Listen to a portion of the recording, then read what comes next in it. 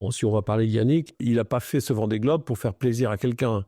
Si tu commences à vouloir faire un Vendée Globe pour faire plaisir à ta famille, faire plaisir à tes sponsors, en fait, tu mènes 2 projets en même temps. Ce qui m'intéresse, c'est de trouver pourquoi, et pas pourquoi en un mot, mais pourquoi en 2 mots, pourquoi tu ferais ce Vendée Globe.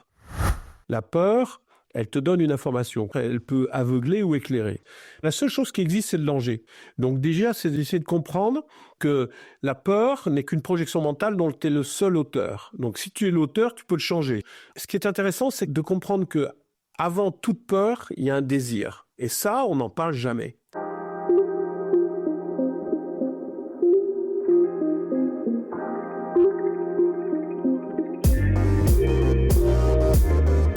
Bonjour et bienvenue sur Storylifique, le podcast 100% outdoor. Je suis Anne B et je te propose de découvrir avec moi des explorateurs, aventuriers sportifs de haut niveau et autres dévoreurs de vie qui vont te parler de leur parcours inspirant pour réveiller ton envie de vivre tes rêves. Car si eux l'ont fait, toi aussi tu peux le faire. Et simplement en écoutant, tu soutiens déjà la reforestation, car ici on ambitionne de planter des arbres avec les oreilles.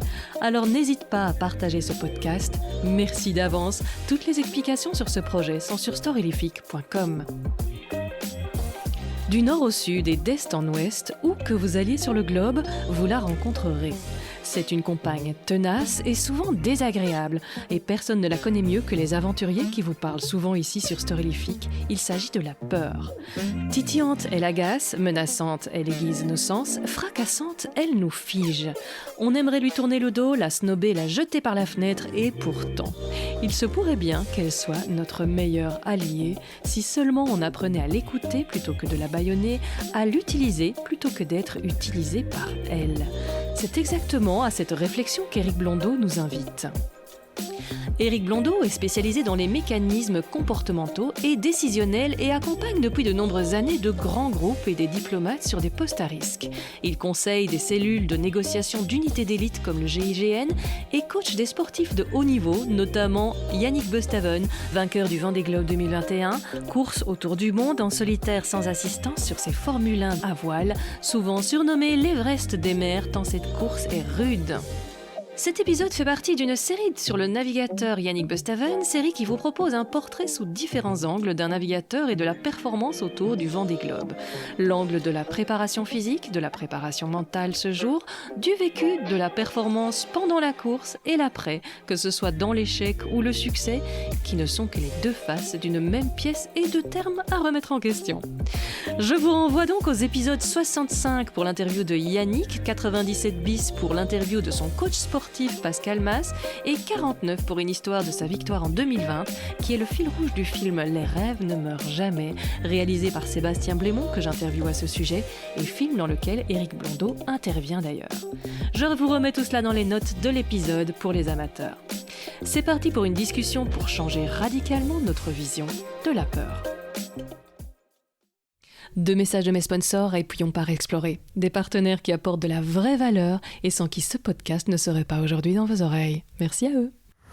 Avant de plonger dans l'épisode du jour, laissez-moi vous parler d'un partenaire fiable qui m'aide à souffler de l'outdoor dans vos oreilles. La banque CPH. Parce que votre argent en banque a un impact majeur auquel on ne pense pas assez. J'ai choisi une banque 100% orientée économie locale. Que vous soyez un particulier, indépendant, artisan, PME ou ASBL, CPH c'est la banque à taille humaine. CPH, de loin, la banque la plus proche.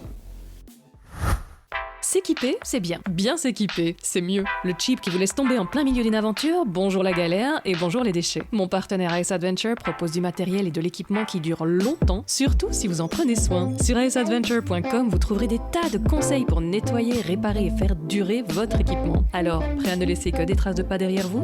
AS Adventure. Adventure is everywhere. Bonjour, Éric Blondeau. Bonjour Anne B. Je vais te demander classiquement de te présenter parce que je sais d'expérience que tu fais ça excessivement bien et ton parcours est tellement riche, j'ai peur de louper une case.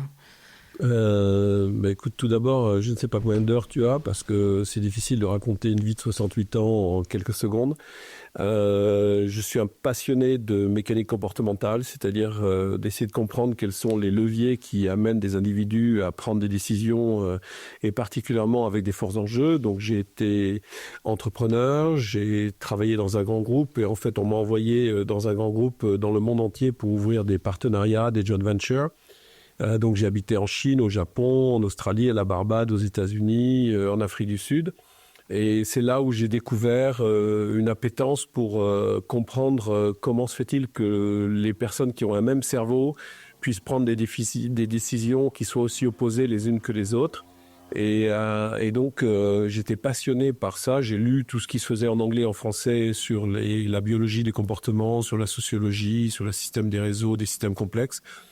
Et puis j'ai développé une approche il y a maintenant 28 ans pour comprendre et trouver des leviers qui sont des invariants chez tous les êtres de la planète, mâle, femelle, quel que soit l'âge, quelle que soit la corpulence, quelle que soit la religion, quelle que soit l'expérience.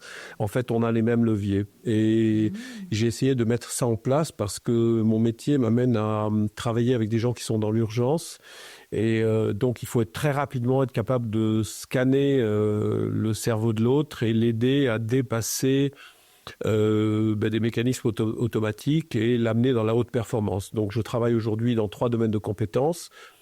L'entreprise, j'accompagne des dirigeants de grands groupes sur des retournements de business model, j'accompagne sur des gestions de conflits, sur des intégrations, sur des joint ventures et des partenariats, c'est-à-dire essayer de comprendre comment, là en ce moment j'ai 4 dossiers sur l'Asie, les États-Unis, pour faire des rapprochements d'entreprise, mais aussi des prises de fonction. Donc le premier métier c'est l'entreprise, le deuxième c'est le sport de haut niveau.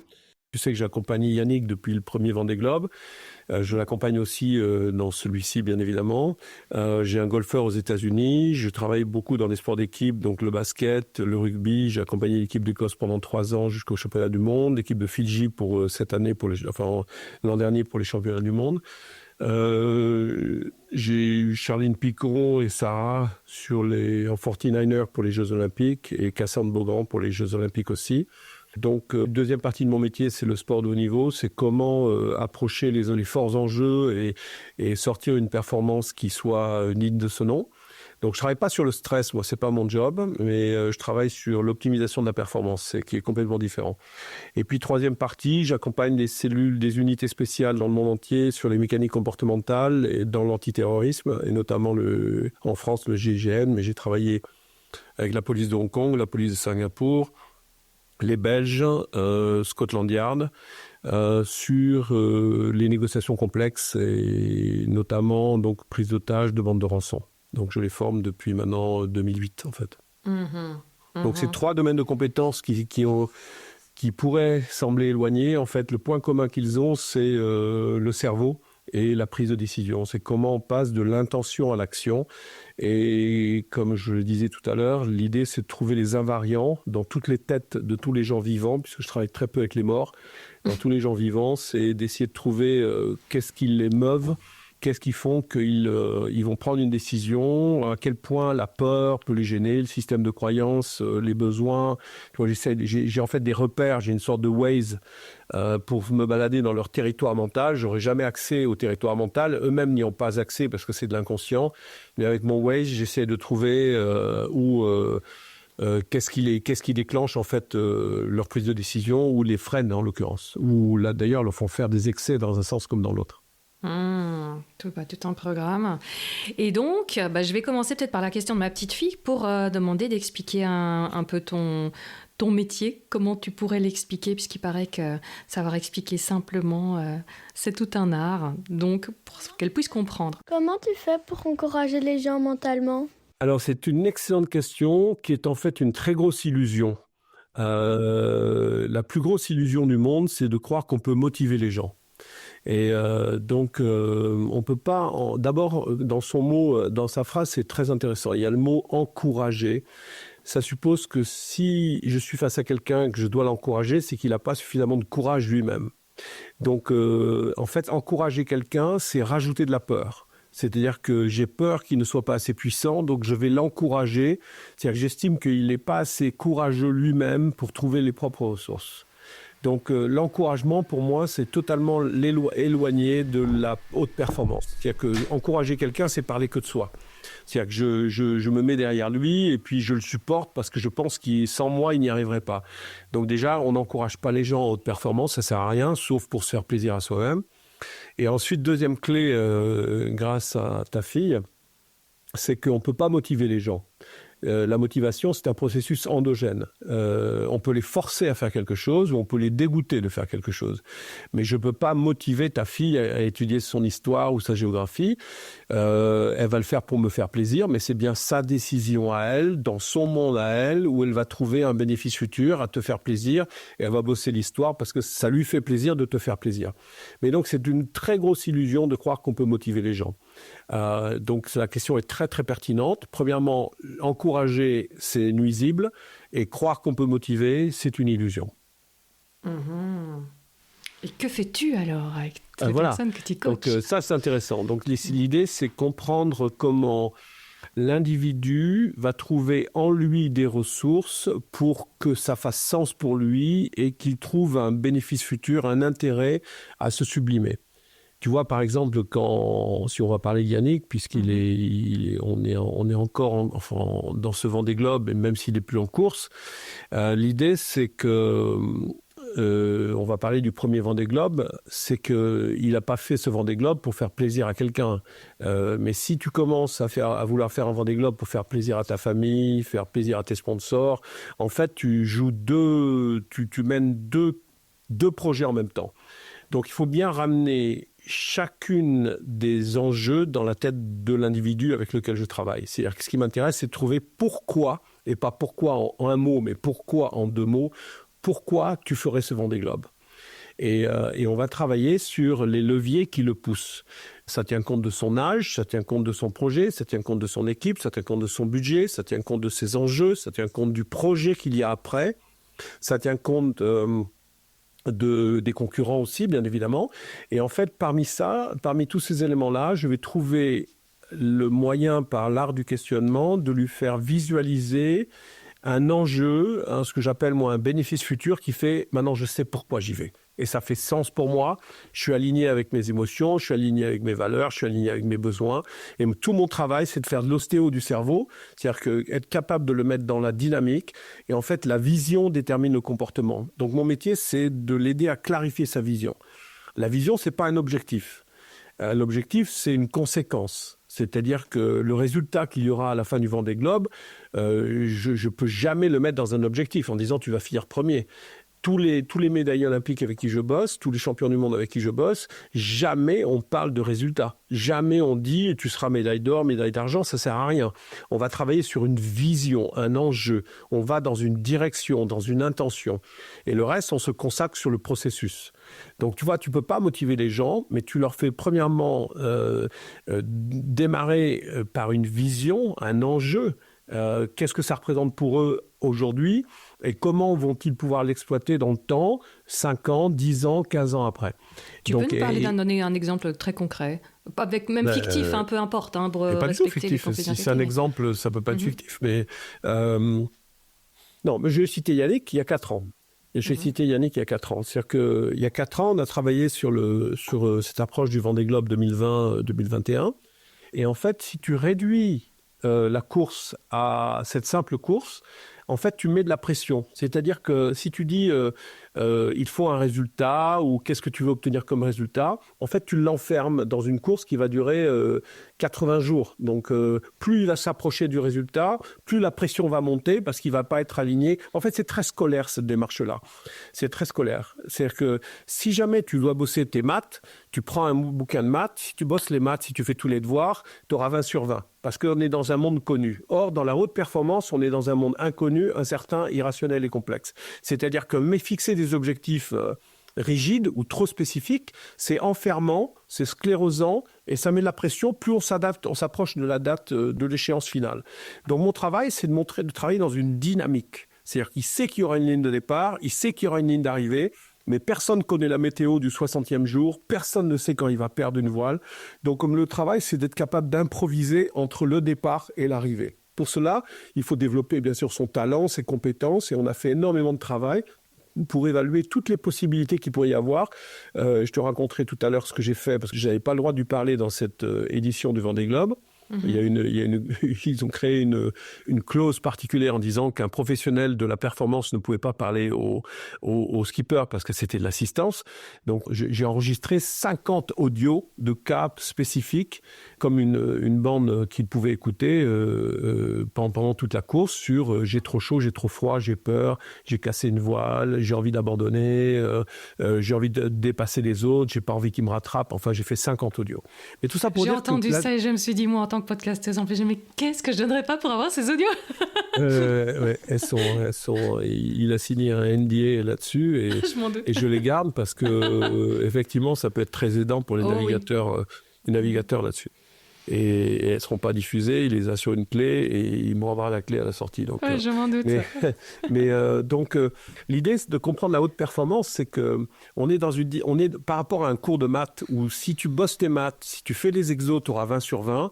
Dans un système complexe, tu ne peux pas faire ça. Tu es dans une dynamique, tu as une ligne de départ et derrière, il va se passer un truc que tu ne peux pas avoir prévu. Par contre, c'est ta compétence, ta capacité à improviser qui fait toute la différence. Et mon métier, je ne vais pas le motiver, mais je vais le mettre sans arrêt dans des paradoxes, je vais le mettre sans arrêt dans des surprises, je vais le mettre sans arrêt dans des trucs qu'il ne pouvait pas imaginer ou ne veut pas imaginer, parce que le cerveau ne fait pas la différence entre l'imaginaire et le réel, pour que son cerveau apprenne et se mette dans une situation. Donc si la situation arrive après en course, en fait, il ne sera pas surpris.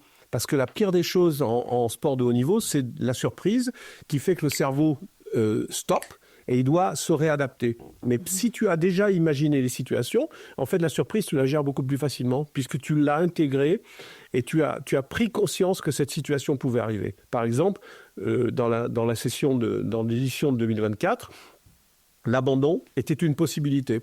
Parce qu'il m'en avait parlé, il m'a dit, quand Kevin est tombé à l'eau, il est possible qu'on abandonne et puis on arrête, mais j'ai pas envie d'abandonner. J'ai dit, ok, on va faire une session sur l'abandon et j'ai fait une audio sur l'abandon pour qu'il puisse repartir s'il devait abandonner. Et au moment où il s'est posé les questions, quand il avait effectivement un bateau qui était en moins bonne condition et qui était d'ailleurs plus manœuvrable du tout, puisque le problème de barre a été décisif pour annuler, il a travaillé sur ses audios, il a dit je repars parce que j'ai des supporters, j'ai un sponsor, j'ai des engagements, je suis dans la course, je suis hors course certes, mais j'ai en tout cas ramené un bateau en grand marin plutôt que de rentrer en avion. Donc tu vois, tout mon travail, il est de le mettre dans des situations où il doit être prêt à improviser en permanence. Mais je ne peux pas moi le motiver. Je ne peux pas non plus l'encourager là-dedans. C'est bien lui qui doit trouver les substances, les recours internes pour être capable de trouver en fait la dynamique qui fait qu'il va s'adapter à ce moment-là. D'accord.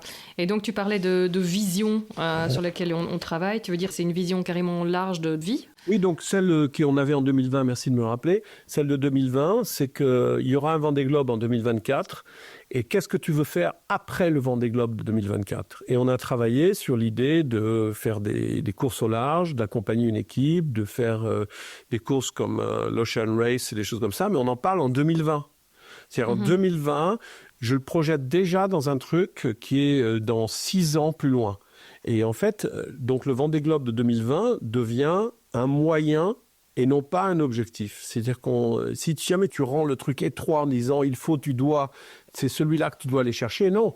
C'est quand tu vas chercher beaucoup plus haut, ça devient un élément de passage en fait. Et on a vraiment pris absolument pas à la légère, mais on a dédramatisé les enjeux de 2020, ce qui fait qu'il était complètement libéré. Et même quand il s'est paumé au Brésil et qu'il a vu tout le monde lui passer devant, il était libre de trouver. Il a été absolument génial de trouver un espace que les autres n'ont pas osé prendre, et il est allé chercher au nord des Açores un tapis roulant, et puis il est arrivé à franchir cette ligne-là avant tout le monde, quoi. Enfin, après Charlie, bien évidemment, mais il est arrivé avec la compensation à emporter ce Vendée Globe.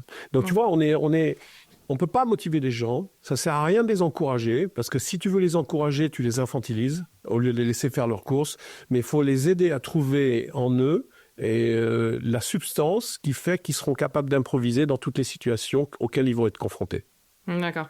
Et donc, tu as parlé de l'élément de surprise pour que justement les surprises n'en soient plus vraiment, même si c'est difficile de tout prévoir, mais enfin bon, on fait un maximum. Tu as parlé aussi de paradoxe.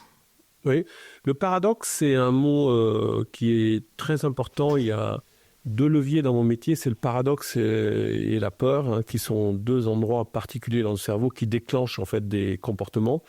Le paradoxe vient de paradoxa, c'est-à-dire que tu prends quelqu'un à contre-pied, il te dit « ça c'est vrai », et puis il te dit « ça c'est vrai ». Or, les 2 ne sont pas compatibles. Donc mon travail, c'est d'amener quelqu'un, je vais identifier un élément de vérité, je vais identifier un élément de vérité, et je vais faire bugger les 2 éléments entre eux. Par exemple, tu es un navigateur, tu dois être capable d'être détaché des événements, mais tu es aussi père de famille. Si une de tes 2 filles tombe malade, comment vas-tu faire? Parce que les 2 ne sont pas compatibles. Tu ne peux pas être en mère et être un bon père. Donc, comment tu vas faire? Et en fait, l'axe du questionnement permet de créer un bug mental et qui fait que le cerveau va trouver un espace qui va donner une réponse. Donc, le paradoxe est très intéressant. Par exemple, si tu m'as dit que tu avais 2 filles, si tu n'as pas tes 2 filles accessibles pour le prochain podcast, quelles sont les 5 personnes auxquelles tu t'adresseras qui ne seraient pas de ta famille et avec qui tu n'as jamais travaillé? Mais tu es en train de chercher là. Mm-hmm. Oui, donc, les trucs sont vrais, mais je te mets dans une situation paradoxale qui fait que tu ne peux pas ne pas réagir. Ton cerveau ne peut pas ne pas trouver des solutions à ça. Et donc, le paradoxe est un effet de levier très important dans mon travail, ainsi que la peur, pour contourner les surprises qui vont arriver au fil du chemin. Voilà, et donc tu me disais que tous ceux qui s'intéressent à ton travail, tu as donc 2 livres, je peux t'en parler à la fin, mais on va déjà en parler maintenant pour être sûr que ceux qui... Il y en a 3, le premier c'était La force du paradoxe. Ah voilà. Voilà, justement, c'est là où j'ai essayé de comprendre l'importance du paradoxe dans la haute performance. Mm-hmm. Le deuxième, c'est #Négo, qui est sur les négociations complexes. Et celui qui va sortir en mars s'appelle Merci la peur, pour montrer à quel point la peur est une alliée, parce qu'elle peut aveugler, mais elle peut aussi éclairer quand on l'apprivoise. Et justement, mon métier, c'est de montrer que la peur est très, très intéressante, parce qu'elle nous montre des portes. Elle ne va pas les ouvrir à notre place, mais elle nous montre des endroits que l'on doit déplacer, en fait, pour se sublimer et accéder à la haute performance. Donc oui, il faut juste le soft point, le bon endroit, parce qu'évidemment, si tu vas trop dans le rouge, là, le cerveau, disons qu'il empire tout, il n'y arrive pas. Tu vois, je ne parle pas des traumas ou de la sidération, parce qu'en fait, tu as dérapé quand tu es dans la sidération où tu es tellement surpris que tu es décontenancé. Et en fait, la sidération, on ne peut pas sortir comme ça de la sidération. Il y a une phase de décompression, mais la haute performance, elle est entre la gêne et la sidération. Tu vois, il y a quand même il y a beaucoup d'éléments entre les deux. Ouais, tout à fait. Et comment justement tu as pu travailler avec Yannick, parce qu'il avait eu quand même il a fallu longtemps pour revenir sur le Vendée Globe. Il en a fait un premier, le mât a cassé assez rapidement. Après, il est revenu, mais pas après 4 ans, c'est après 8 ans, je crois. Hein, c'est ça, il en a sauté un. Et quand on en saute un, que c'est tous les 4 ans, évidemment, ça fait beaucoup. Et il est parti, je me souviens, quand on avait parlé, il a eu très peur avec Kevin Escoffier. Il l'avait dit aussi pendant l'interview. Mais donc, il était déjà parti avec une peur. Et puis là, au milieu, à mon avis, ça doit être pas mal. Ça a dû bien réactiver pas mal de choses. Le sauvetage de Kevin. Comment est-ce qu'on fait pour remettre quelqu'un en selle? Donc, il a eu ces 2 remises en selle, quelque part, avec reprendre le départ et puis redémarrer au milieu de la course. C'est deux moments totalement différents. Il y en a un qui est une désillusion, donc ça ne se traite pas pareil, et il y en a un qui est une torpeur, c'est pas pareil. Alors, en 2008, un premier Vendée Globe a duré 2 jours. Extrait de l'épisode 65. Ça fait très mal après une prépa de 4 ans, je pense, et même dans la tête de 20 ans, tu disais. Avec Yannick Bestaven. Ouais, c'est douloureux parce que c'était la grosse aventure, la grosse échéance, et puis de s'arrêter aussitôt, d'abandonner aussitôt, c'est comme dans n'importe quel sport. En Formule 1, le premier virage, on va dans les graviers et puis tout s'arrête. Enfin, c'est dur parce que on est seul, mais il y a beaucoup de personnes qui travaillent avec nous sur ces projets-là. Et c'est une immense déception pour tous ceux qui nous ont aidés et qui nous ont permis d'être au départ. Hein.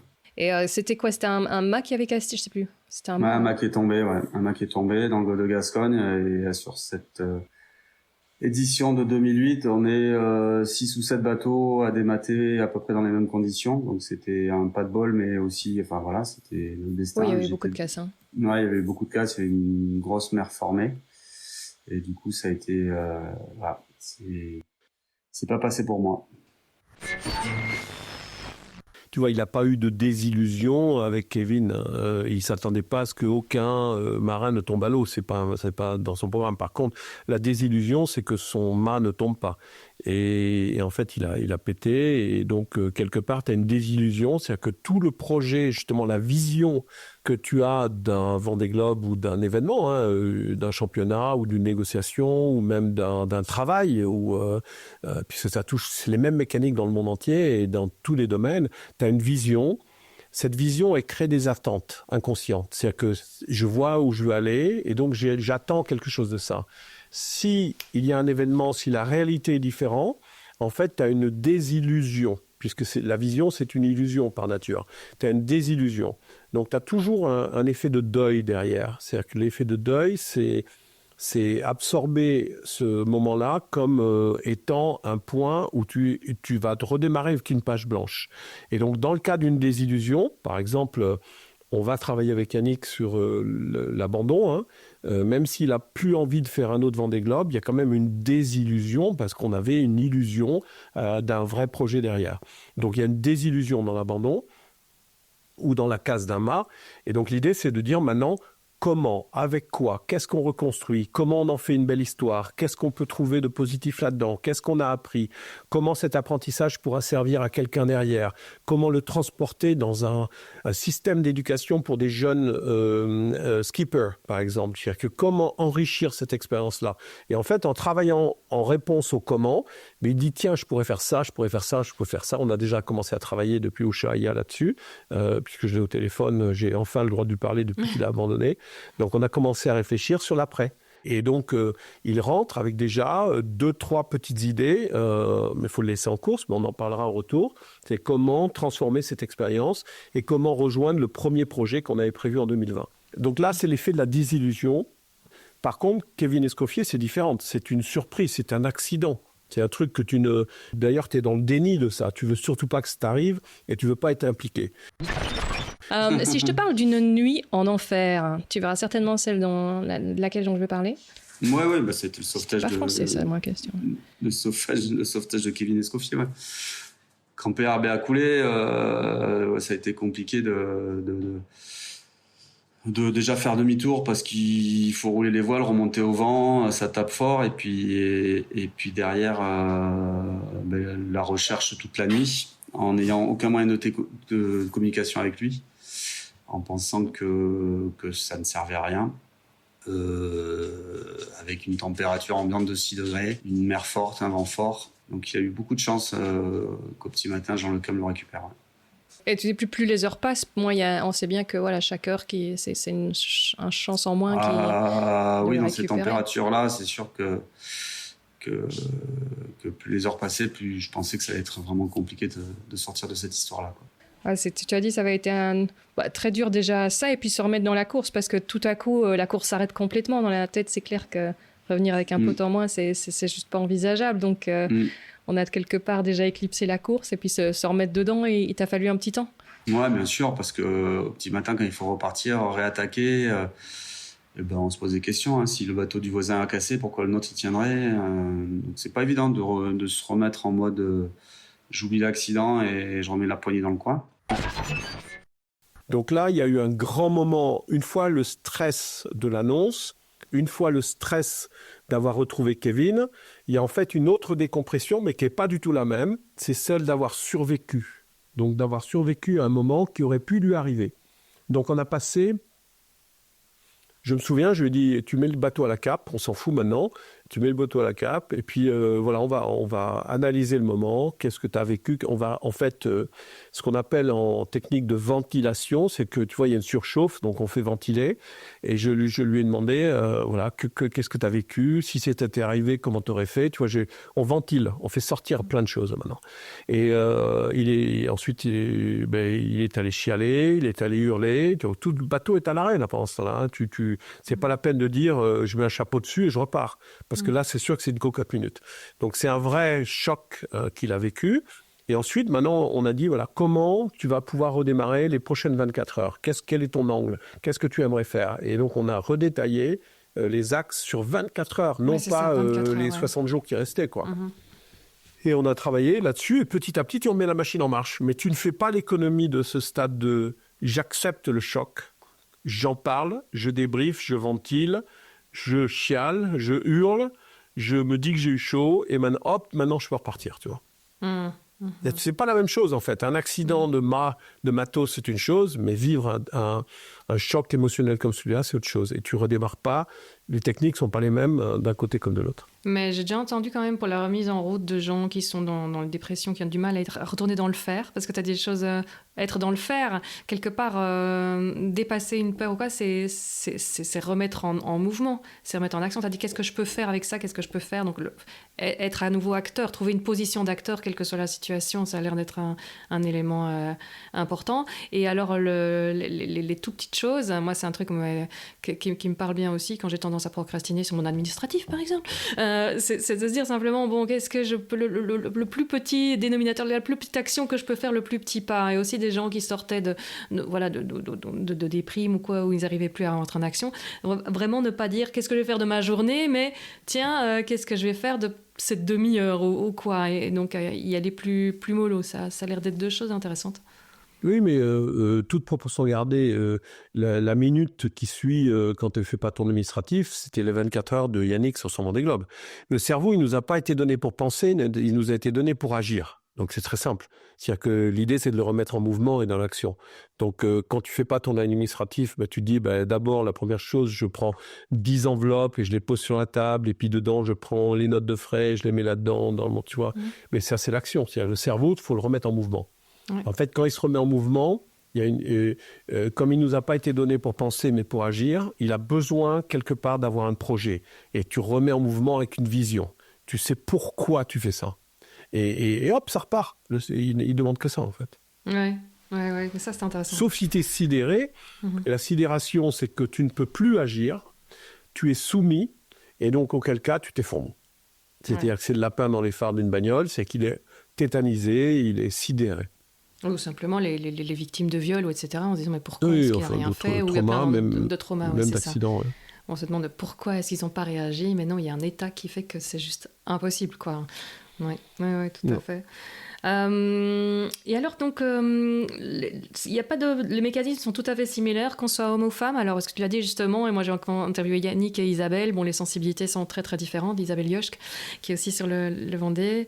Elle a aussi beaucoup parlé d'écouter ses émotions, qu'elle prenait beaucoup de temps, et que c'est quelque chose qui l'aidait parce qu'elle vient de m'envoyer un message pour faire un deuxième petit podcast depuis la mer, et que c'est vraiment la technique qui finalement l'aide le plus, c'est de prendre le temps de ressentir où est l'émotion, et quelque part, oui, c'est cette histoire de ne pas en tout cas dire, bon, allez, on y va à fond, on ressentira plus tard. Alors ça dépend vraiment des personnages. J'avais lu déjà le petit article d'Isabelle il y a longtemps, mais en fait, moi j'ai 11 portes d'entrée dans le cerveau. J'ai l'intention, on peut travailler quelle est ton intention et on voit comment ça marche. J'ai derrière ce qui fait sens, j'ai derrière ta perception des choses, j'ai derrière tes émotions, j'ai derrière ta connaissance, j'ai derrière tes croyances, j'ai tes besoins, j'ai aussi l'impact des autres sur tes décisions, tes points forts, tes points faibles, et aussi les différents personnages. Par exemple, si je te demande en tant que maman, qu'est-ce que tu penses de ça? Par contre, en tant que professionnel de ce genre d'exercice de com, qu'est-ce que tu en penses? Tu verras, la maman va avoir une opinion et la professionnelle va en avoir une autre. Donc j'ai 11 portes d'entrée. En fait, les émotions ne sont qu'une des 11 portes. Alors, suivant les personnes, il y a des personnes sensibles où les émotions sont... En fait, quand tu comprends le rôle des émotions, c'est un système d'alarme sur un territoire mental. C'est-à-dire que ce qui te met en colère, ce qui te rend en joie, ce qui te rend triste, ce qui te dégoûte, ce qui te fait peur, ce qui quelque part... tu vois, les émotions vont te dire la réaction que tu as en tant que système d'alarme avec ce vers quoi tu es exposé. Mais il y a des gens qui sont très cartésiens Et l'émotion n'est pas une porte d'entrée par laquelle je vais rentrer, moi. J'ai une personne en tête qui est une personne brillantissime. Elle est très cartésienne, mais l'émotion n'est pas la première porte d'entrée. Ce qu'il faut, c'est de la logique. Donc, c'est de la connaissance, du sens, de l'intention, des croyances, des besoins et du savoir. Et hop, c'est parti. Elle redémarre.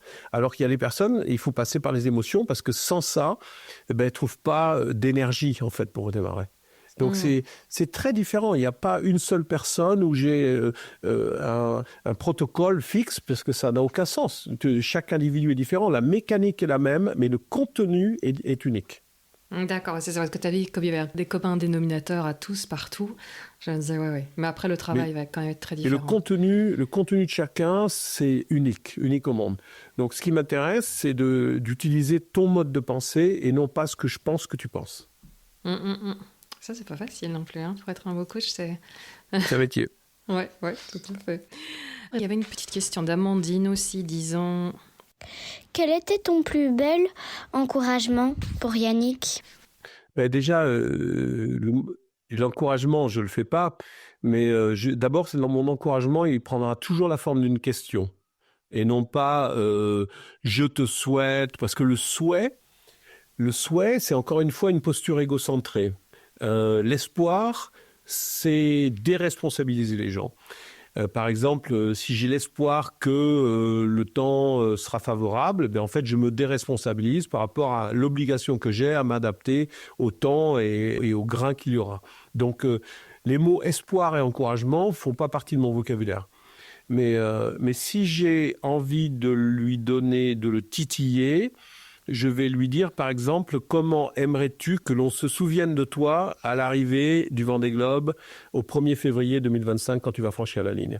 Et donc, c'est sous forme d'une question que je vais stimuler en lui l'image qu'il aimerait bien que les gens aient de l'athlète qu'il est, du concurrent qu'il est, du formidable champion qu'il est, du grand marin qu'il est, du bon père de famille qu'il est, et puis de l'ami qu'il est, quoi, pour beaucoup de personnes. Donc, en fait, en faisant ça, on projette dans le futur quelque chose qui est augmentant, respectant, qui est bienveillant, et c'est à lui de trouver le chemin entre cette intention et le passage à l'acte.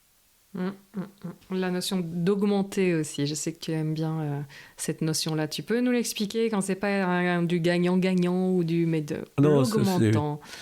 Pour moi, ça n'a aucun sens, le gagnant-gagnant, mais vraiment aucun sens.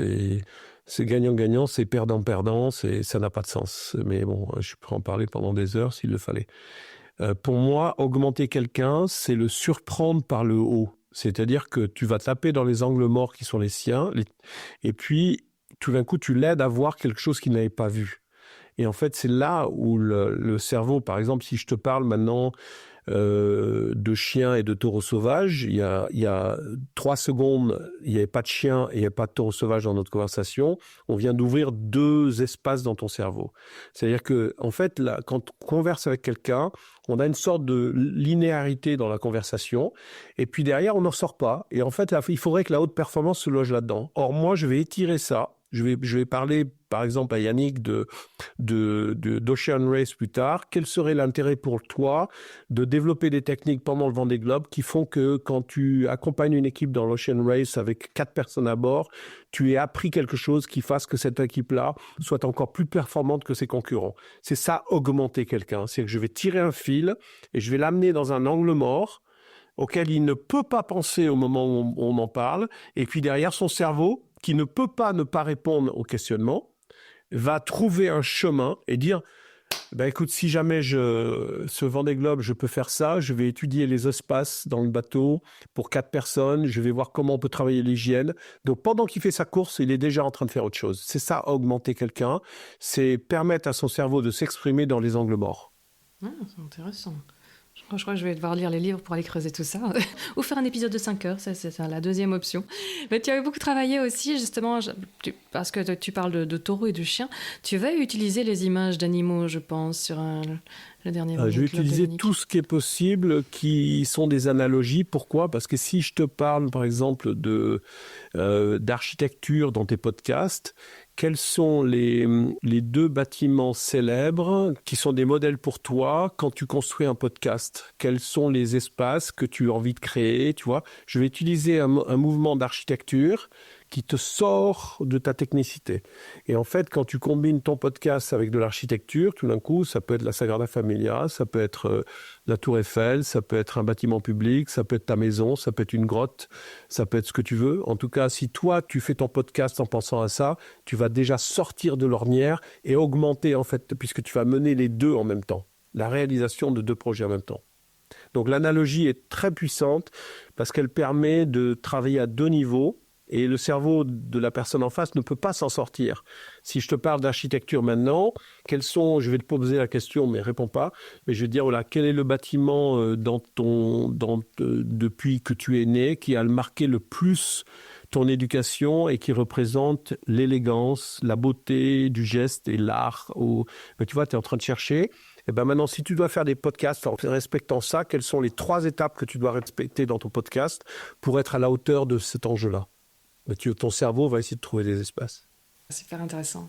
C'est l'art du questionnement, parce que le cerveau ne peut pas ne pas répondre à une question.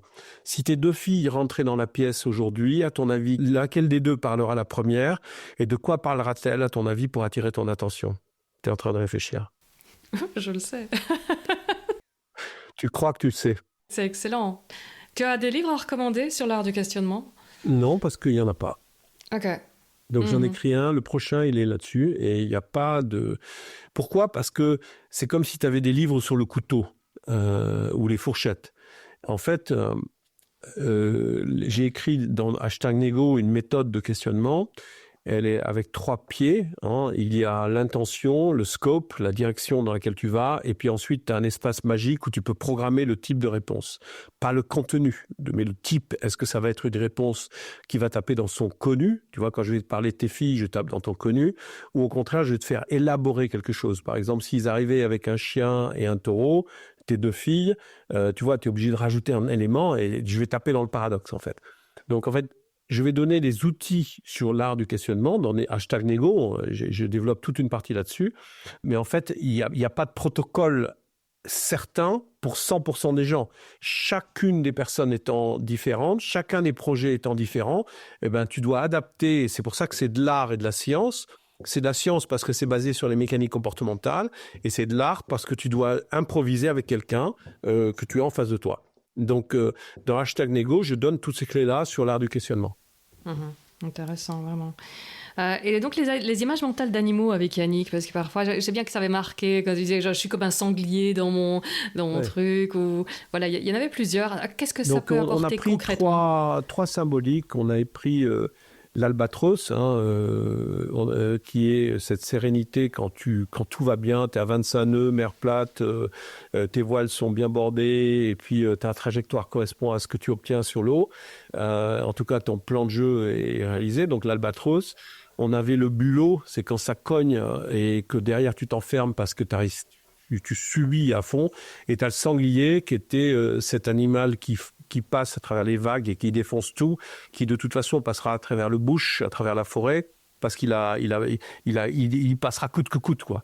Donc ces 3 postures, on aurait pu en faire une bonne vingtaine, mais ces 3 postures clés qui sont récurrentes en fait en bateau et qui nous ont permis de faire des analogies ou des ancrages en fait sur des postures. Par exemple, quand c'était trop dur, quand il a perdu sa voile, je parle en 2020, ou là maintenant, il y a des moments qui étaient vraiment très très durs. On fait le bulot, quoi. Tu rentres, tu baisses la tête, tu mets ton casque et puis tu attends que ça passe, quoi. Le sanglier, c'est que tu t'accroches parce qu'il y a une optimisation en fait de l'espace à aller chercher. Et puis l'albatros, tu profites, mon vieux, et puis tu te régales, quoi. C'est de nouveau ambiance sous-marin. Le bateau est constamment sous l'eau, la mer est démontée, le bateau cogne dans tous les sens, ça tape très fort. Extrait du film « Les rêves ne meurent jamais » de Sébastien Blémont. À chaque fois que le bateau plante dans une vague, Yannick se fait éjecter de sa bannette. Dormir est impossible. Je vis comme un sanglier, quoi. Te lever est dangereux, te faire un café est dangereux, Tu te cognes dans tous les sens, tu prends des vols.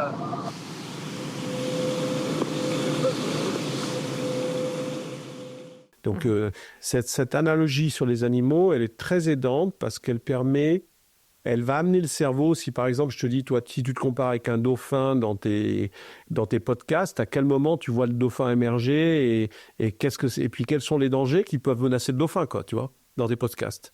Quels sont les 3 moments clés qui font que ton podcast est en danger si tu étais un dauphin? Et comment tu le traiterais? Eh ben, tu vois, tu vas commencer à réfléchir. Mhm. Ouais. Non, c'est vrai que je me disais, ces images, je ne connaissais pas ta méthode, mais je me dis, savoir une image, c'est aussi pouvoir se dire, savoir un peu mieux comment se comporter quand on est un peu perdu. Oui, c'est ce que j'appelle un ancrage. Hein, c'est des techniques en mécanique comportementale qui fonctionnent très très bien. Toi, tu as ton ancrage dans ta vie. Il y a un jardin, il y a quelque chose, j'en sais rien, un fauteuil, un bouquin, une musique, ta voiture. Enfin, tu vois, chacun a des espaces dans lesquels son comportement va être calé, si tu veux. Quand tu rentres dans ta voiture, tu as une posture qui se met en place. Quand tu couches les enfants, c'est une autre posture. Et donc, c'est des ancrages, c'est qu'il y a des routines, tu vois. Et donc, l'idée, dans mon travail en haute performance, c'est d'aller chercher des ancrages. Par exemple, ce qu'on appelle les pensées parasites, c'est quand tu es sous stress, tout d'un coup, tu es submergé, ton corps est toujours dans le présent, et se déplace dans le présent, mais ton cerveau va partir, j'ai oublié de faire ça, j'ai pas fait ça, j'aurais dû, il aurait fallu, tu vois, tu remontes dans le passé, et bien sûr, les peurs vont pas s'ajouter, vont se multiplier, mais ça va rien solutionner parce que tu peux jamais revenir, aucune action te ramènera en arrière, donc ça, c'est une pensée parasite, et t'en as une autre qui part dans le futur et qui dit, oui, mais alors donc, si j'ai pas ça, les conséquences vont de ça, et puis je vais pas réussir, et mon sponsor va me lâcher, et s'il me lâche, je vais devoir trouver un job, tu vois, il y a tout ça. Or, t'as pas bougé, t'es toujours dans le présent.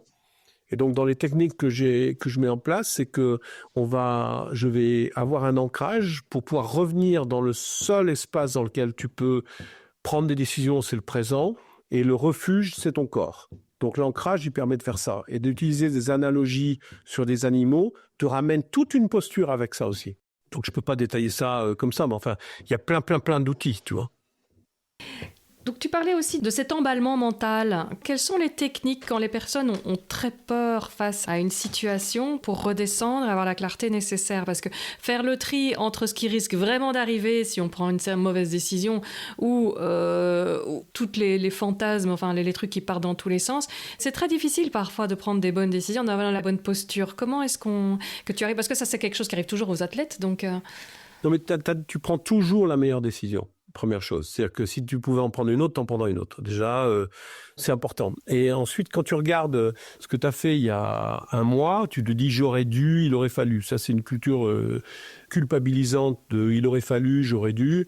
Et en fait, ça sert à rien. C'est-à-dire que de dire « j'aurais dû, il y a un mois, appeler la personne, je ne l'ai pas fait », ça sert à rien. Au moment où tu ne l'as pas appelé, c'était ta meilleure décision. Donc déjà, apprenons à être beaucoup plus doux avec nous. Parce que quand on se culpabilise, en fait, tu n'avances pas là-dessus. Son cerveau, il marche avec une sorte de, qu'on appelle ça, un rétroviseur. Et ça veut dire que tu fais ton avenir avec le rétroviseur de ce que tu n'as pas fait. Donc ça ne sert à rien. La culpabilité ne sert à rien. Aucune action ne te ramènera jamais en arrière. Maintenant, tu me parles des peurs. Tu me dis, la peur, elle te donne une information. Comme je t'ai dit tout à l'heure, elle peut aveugler ou éclairer. Mais en fait, quand tu dis « j'ai peur d'appeler telle ou telle personne », ok, donc qu'est-ce qui te fait peur? Mais parce qu'il pourrait dire non, parce qu'il ne voudra pas, parce que quelque part, je n'ai pas les éléments, parce que je ne suis pas prête, parce que derrière, il a 1000 choses à penser, il n'acceptera pas mon appel. Tu vois. De toute façon, je vais te faire verbaliser la croyance, parce que la seule chose qui existe, c'est le danger. La peur, elle n'existe pas, c'est une construction mentale. Le danger, il existe. Toi, tu es là, et la peur, c'est un truc que tu projettes sur un danger. Mais tu n'y es même pas, puisque tu es là. Et le danger, tu n'as pas touché le mur encore. Donc déjà, c'est d'essayer de comprendre que la peur n'est qu'une projection mentale dont tu es le seul auteur. Donc si tu es l'auteur, tu peux le changer. Si tu changes, on peut diminuer la peur. Donc on peut jouer avec la peur. Mais ce qui est intéressant, c'est de comprendre que avant toute peur, il y a un désir. Et ça, on n'en parle jamais. Or, le désir d'écrire un livre, le désir de faire un podcast, le désir de gagner le Vendée Globe est le premier mouvement. Le désir de gagner un Vendée Globe fait que tu vas rencontrer des obstacles qui vont te faire peur. J'ai pas le budget, j'ai pas les équipes, tu vois. Mais en fait, c'est le désir qui est très important. Donc moi, je vais d'abord faire rephraser le désir. Si tu veux faire un podcast, qu'est-ce que tu cherches à faire ? Qu'est-ce que tu auras une fois que tu auras ce podcast ? En quoi tu vas l'exploiter ? Et puis d'un coup, le désir, il est là. Mais tu dis, mais j'ai peur de l'appeler. Qu'est-ce qui te fait peur ? Comment peux-tu ? Et puis tu vas voir que la peur, en fait, c'est un truc imaginaire. C'est pas la réalité. Le danger est réel. Le danger que la personne dise non, il est bien réel. Mais il est déjà dans ta poche. Le non est déjà acquis. Donc la peur, elle va se projeter là. On va comprendre ce que tu as projeté en fonction de tes besoins, de tes croyances, de tes idéaux, de tes expériences passées où 10 personnes ont dit non. On va essayer de comprendre d'où tu parles, en fait, là-dedans. Et puis, une fois que tu as compris que c'est que de l'imaginaire, c'est probable, mais c'est que de l'imaginaire parce que tu n'as pas encore décroché ton téléphone. Je vais me raccrocher au désir. Et bien, en fait, c'est le désir qui va me permettre de déplacer mes peurs. En fait, c'est ça qui est intéressant. Parce que le désir est la cause de tout. C'est l'intention, c'est le bénéfice futur dont je te parle. Et c'est ça qui est formidable. C'est que souvent, les gens bataillent sur les peurs en disant « n'aie pas peur ». Mais en fait, non. La peur, elle est très aidante.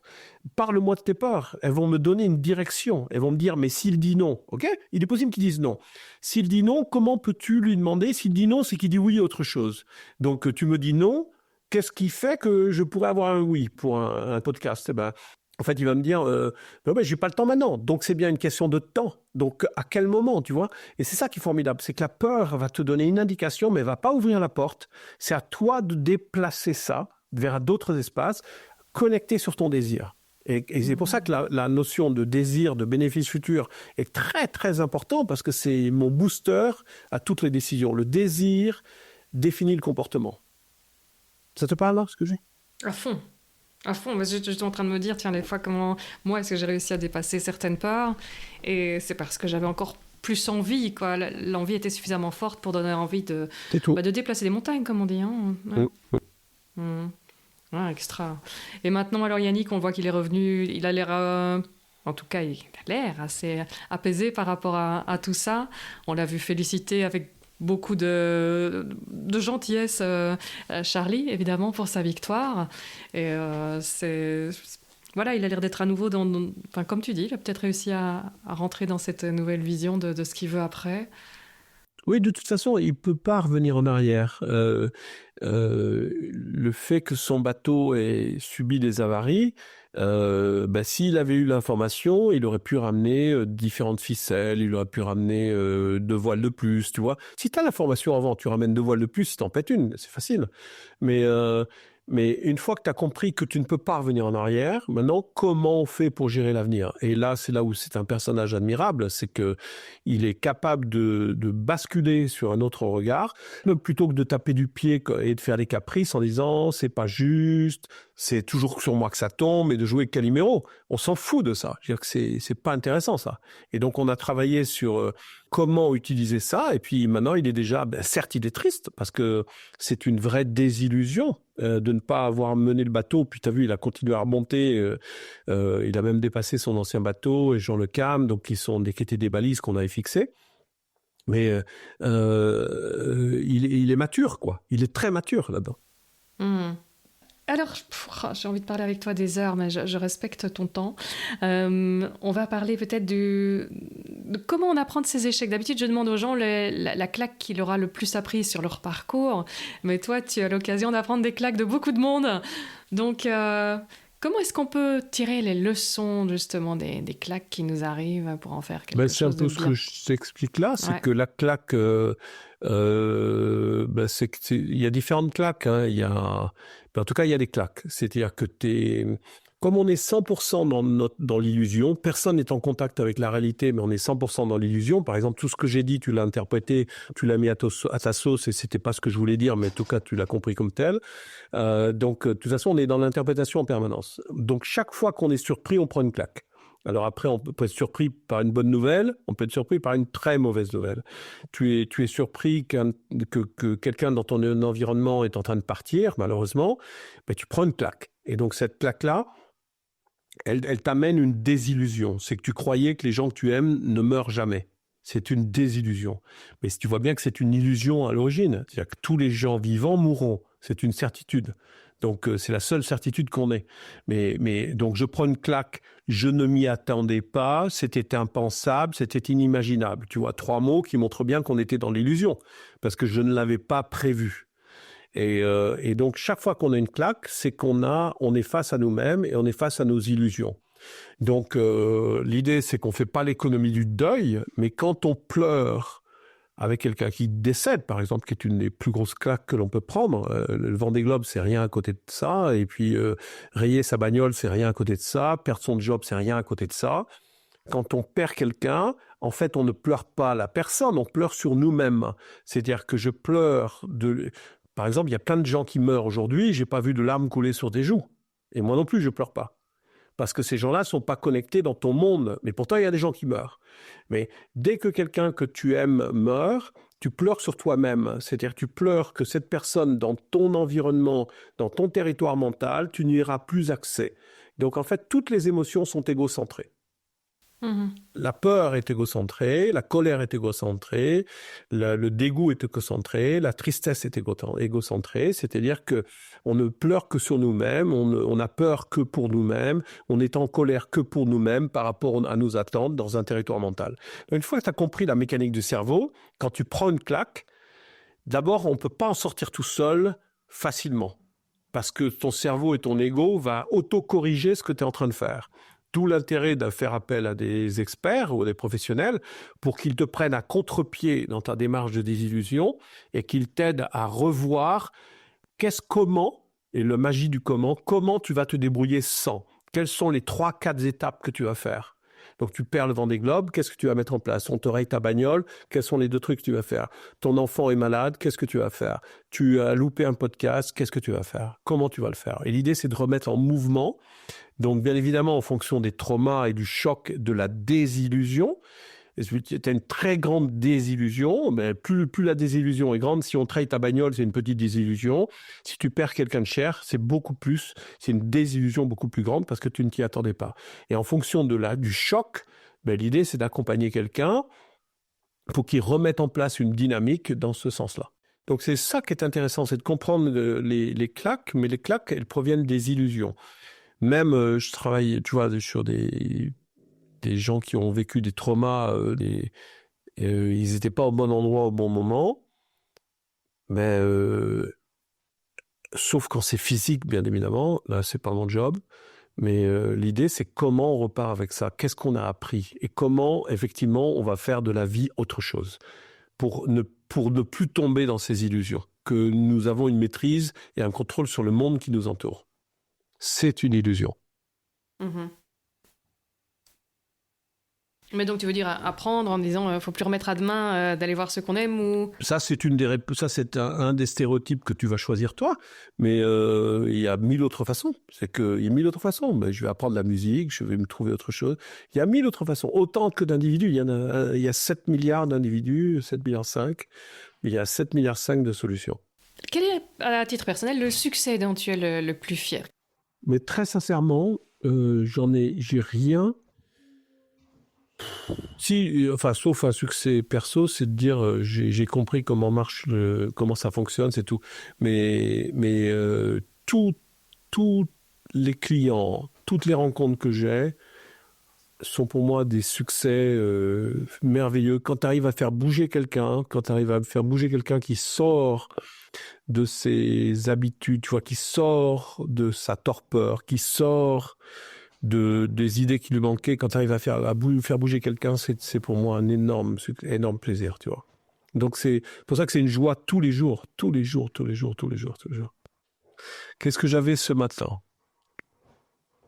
On était sur une négociation avec quelqu'un qui travaille à l'étranger. Et en fait, c'était formidable parce qu'elle était bloquée sur ça marchera jamais. On avait vu la semaine d'avant et puis on a trouvé 3 axes et il y en a un qui a débloqué la situation. Je me dis mais c'est extraordinaire et c'est d'avoir ces phrases-là, c'est fabuleux. Ouais. Ça aussi, je t'ai entendu dire aussi qu'il ne faut pas croire qu'on va tout savoir régler seul. Le point de vue extérieur est précieux. C'est pas pour... Mais tu ne peux pas régler seul, puisque ton ego va corriger en permanence avec des oui mais qui veut dire non car, parce qu'il croit qu'il va contrôler le monde entier. Et donc, le rôle du coach, c'est justement d'offrir un miroir, d'offrir des paradoxes, de déplacer le regard. Si tu changes le regard de quelqu'un, tu changes son comportement. Si tu changes le regard sur la situation, tu changes son comportement. Et mon métier, il est là. Enfin, en tout cas, en tant qu'accompagnant dans la haute performance. Mais dans la négo aussi. Quel est pour les auditeurs, quel est un mindset ou un comportement qui est facile à mettre en place, qui pourrait peut-être déjà leur apporter un petit bout de changement? Par exemple, moi, je suis dans le podcast Outdoor, donc j'essaie que les gens vivent leurs rêves. C'est pas pour rien que j'ai rencontré Sébastien Blémont, qui fait partie de son film, je sais, sur les rêveurs. Il avait très envie que les gens vivent davantage leurs rêves, et je crois qu'effectivement, on a besoin de plus de gens qui vivent leurs rêves pour que le monde aille mieux. Donc, ceux qui n'arrivent pas à se lancer... un petit outil mental qui peut peut-être les aider. Le premier, c'est l'humilité. L'humilité, c'est une preuve d'intelligence. C'est certainement pas une preuve de vulnérabilité ou de fragilité. L'humilité, c'est de dire qu'on contrôle rien du tout. Et que quand tu es dans l'humilité, tu peux réfléchir à des axes de réflexion sur lesquels tu peux agir. Mais tu n'es pas dans « il faut » du doigt avec des attentes très fortes. Donc le premier axe, c'est l'humilité. Avoir l'humilité de dire « j'ai un potentiel, je ne sais pas comment je vais faire, mais je vais démarrer, je démarre un petit pas ». Et l'humilité, c'est vraiment la réponse à l'ego, à l'orgueil de « normalement, d'habitude, il faut, je mérite » et toutes ces conneries-là. Alors, quels conseils est-ce que tu entends souvent, justement, pour les gens qui veulent, dans l'entrepreneuriat ou l'aventure, c'est la même chose, mais les conseils qu'ils donnent, qui sont erronés, un truc qui te hérisse? Déjà, je ne donne pas de conseils. Moi, je pose des questions. C'est la grosse différence. Mais je demanderai qu'est-ce qui te fait croire ça, tu vois? Comment en es-tu arrivé à telle conclusion? Parce que parfois, les gens sont très sincères, ils ne se rendent pas compte qu'ils ont des préjugés ou qu'ils ont des certitudes. Et ils sont emportés par ces préjugés et ces certitudes que normalement d'habitude. Donc, je vais remettre ça en cause par une question en disant qu'est-ce qui te fait croire ça? Comment on est arrivé à telle conclusion? Quels sont les éléments concrets qui ont fait que tu peux dire ça ou affirmer ça aujourd'hui? Comment pourrais-tu faire pour essayer? Tu vois, je vais questionner les certitudes. Okay. Même les certitudes négatives, en disant j'y arriverai jamais, ça marche jamais, je suis sûr que, je les questionne. Mais je vais questionner des biais comportementaux dans ce domaine-là, parce que c'est un formidable vivier d'illusions. Et quelle est ta vision de l'être humain, toi qui passes ton temps à l'observer, dans bien des variantes, je veux dire, puisqu'il y a autant de profils que d'êtres humains, avec les convergences et les divergences? C'est un sujet de conférence qui peut durer très très longtemps. Je crois qu'on vit un bouleversement que l'humain n'a jamais vécu en ce moment. C'est la déportation de la connaissance depuis 2010 dans les portables. C'est-à-dire qu'avant les portables, tu avais... au début, il y a eu Gutenberg, tu as eu les livres, tu as eu la musique, tu as eu toutes ces choses-là. Tu as l'invention de l'électricité, tu as eu la machine à vapeur, tu as eu le web. Le web a permis d'accélérer la connexion. Et en fait, depuis 2010, depuis qu'on a les portables, on a une adresse qui est 06, une adresse téléphonique qui est 06 quelque chose sur un mobile, et une adresse, quand tu me demandes mon adresse, je t'ai pas dit mon adresse de ma maison, je t'ai donné mon adresse avec un gmail.com à la fin. Ça veut dire qu'on a dissocié l'humain. C'est-à-dire qu'on a, pour la première fois, donné la possibilité à l'humain d'avoir accès, soi-disant, à une connaissance, en tout cas déporté de lui. C'est-à-dire que tout le monde a une opinion sur tout. Et ce qui se passe en ce moment, et particulièrement cette semaine, avec l'annonce de Musk et de Zuckerberg, en fait, on avait déporté la connaissance, c'est-à-dire qu'on avait déporté la connaissance sur le cloud. L'intelligence artificielle permet de se substituer et en quelques secondes, d'aller faire des substracts de bouquins du monde entier et de donner une opinion là-dessus. Et puis tout d'un coup, les individus disent on va lâcher les chiens, il y aura des fake news si on en a envie, donc on programme l'ignorance. C'est-à-dire que c'est là où on arrive à un paradoxe chez l'humain. C'est-à-dire que si on a la seule chose qui nous permet de checker la réalité d'une fake news, c'est le discernement. Ça suppose que dans ta tête, tu aies suffisamment d'informations pour dire ça, j'y crois pas. Tu vois, parce que tu as déjà l'information là-dedans. Mais si tout est déporté, c'est-à-dire toute ta connaissance est déportée dans le cloud, et c'est ce qu'on est en train de programmer dans les gamins aujourd'hui, c'est-à-dire que si les gamins ne font pas d'efforts de lecture, de mémorisation et de mettre de l'information dans leur cerveau, mais en fait, ils vont aller chercher l'information à l'extérieur. Mais quand tu sais que ces informations-là sont pilotées, et je suis pas du tout dans le comment on appelle ça, tu vois, le complot, le complot, c'est pas du tout ça, c'est de la mécanique. C'est de la mécanique. C'est que soit tu as l'information à l'intérieur et tu peux faire du discernement. Le discernement, c'est le plus haut niveau de l'intelligence. Soit tu n'as pas l'information à l'intérieur et tu vas la chercher à côté, sauf que cette information-là, elle est pilotée en termes de morale et d'éthique maintenant par des conseils d'administration. Donc, en disant, voilà ce qu'on va chercher. Donc, aujourd'hui, on vit une bascule formidable. Moi, j'ai 2 filles et je pousse à la lecture, je pousse à ça pour que freiner le moment où tu abandonnes et tu dis, je vais demander. Avant, on dit, tiens, je vais regarder sur Google. Maintenant, je vais demander à ça.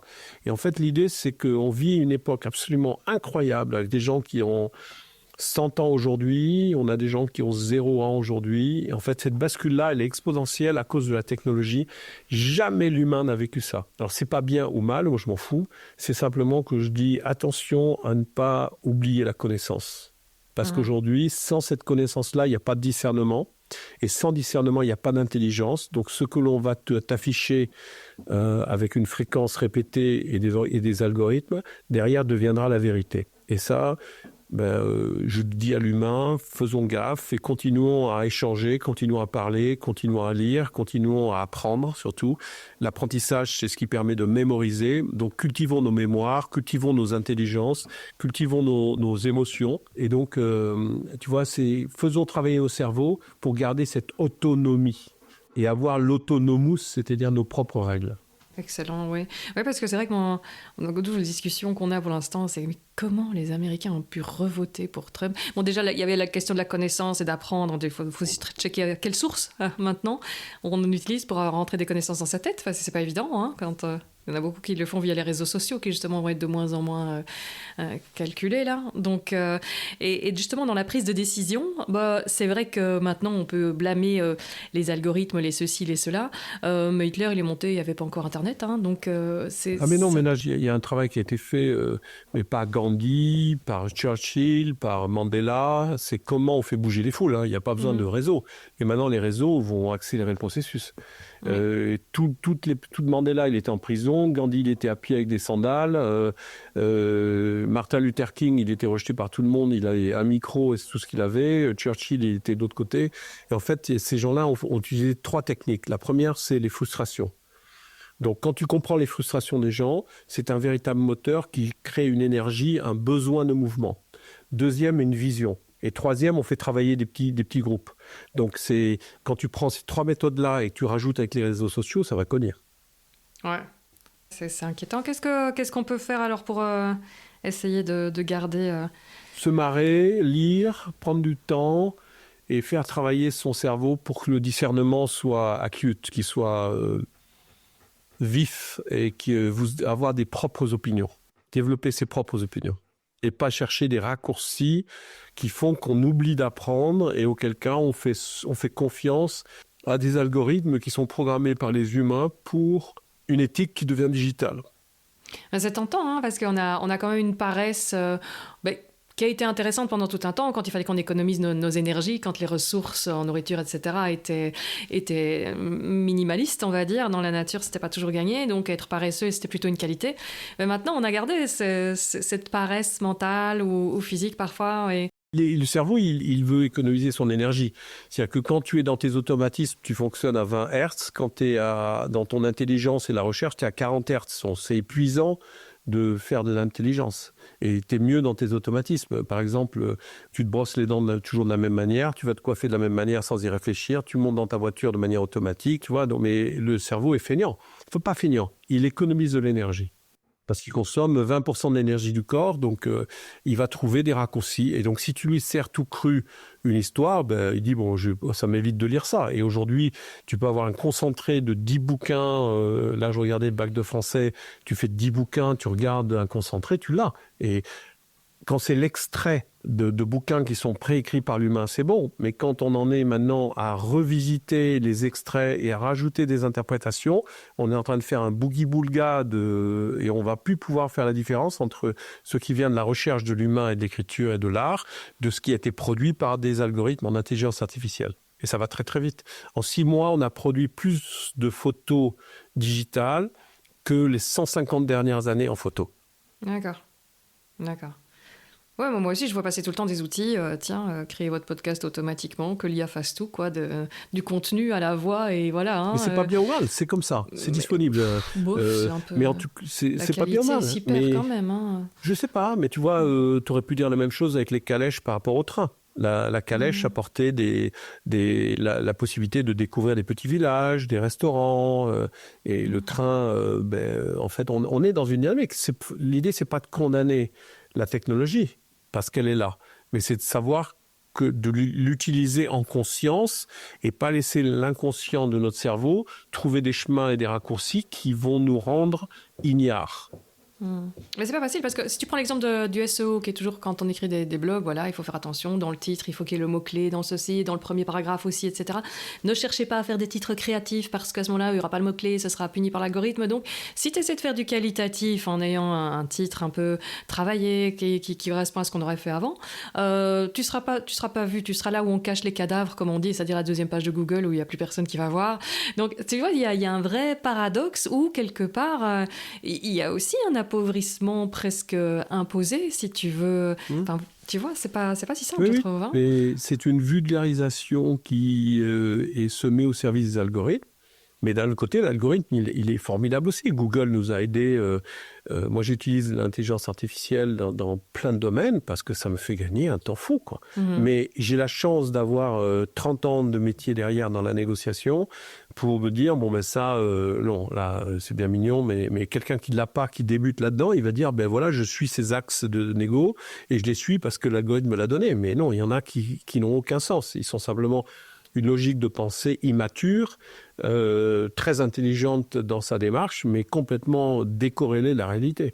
Donc nous, on est dans moi, j'estime que je suis dans une tranche d'âge où c'est le bonheur total, c'est que je peux accélérer mon boulot avec l'intelligence, mais c'est pas elle qui va dicter ce que je vais envoyer à mes clients et comment je vais piloter mes clients, ça c'est clair. Oui, il y a encore quelque chose dans la boîte crânienne, tout n'est pas en externe.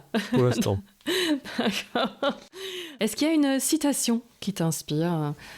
Ben la dernière que j'ai mis dans mon livre, elle me plaît beaucoup, c'est de Paul Valéry. C'est la dernière phrase de mon bouquin, là. Et j'ai terminé là-dessus. Après, elle m'est venue en écoutant Zuckerberg qui s'est rallié qui a fait allégeance à Trump et à Musk. Et c'est Paul Valéry qui dit « Il y a pire que le faux, c'est le mélange du faux et du vrai. »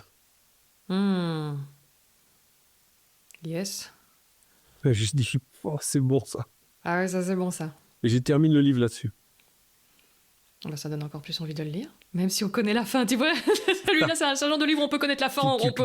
Tu sais ce que Paul Valéry a dit, mais tu connais pas la fin. Ouais, c'est ça. Ça, je dirais, enfin, en livre, on peut lire la fin sans spoiler. Tu connais la dernière phrase. Ouais, ça résume bien notre situation actuelle. Tu fais parfois des conférences où on te retrouve... Ah oui, beaucoup. Beaucoup. D'accord. Donc, si on veut savoir, retrouver tes livres, je mettrai les liens dans les notes de l'épisode, mais être tenu au courant de ton actualité, de tes projets futurs, où est-ce qu'on peut te suivre ?